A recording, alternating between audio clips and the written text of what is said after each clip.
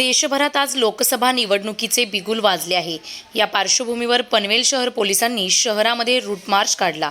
आज सकाळी पनवेल शहर पोलीस ठाणे येथून सहाय्यक पोलीस आयुक्त अशोक राजपूत यांच्या मार्गदर्शनाखाली वरिष्ठ पोलीस निरीक्षक नितीन ठाकरे, पोलीस निरीक्षक अंजुम बागवान, पोलीस निरीक्षक प्रवीण भगत यांच्यासह आरपीएफचे 3 अधिकारी आणि 29 जवान, मुख्य ठिकाणी पोलीस स्टेशनचे अधिकारी, अंमलदार आणि आरपीएफ टीम या रूट मार्चमध्ये सहभागी झाले होते। पनवेल शहरातील विविध ठिकाणाहून हा रूट मार्च काढण्यात आला। त्यानंतर याची सांगता सावरकर चौक येथे करण्यात आली।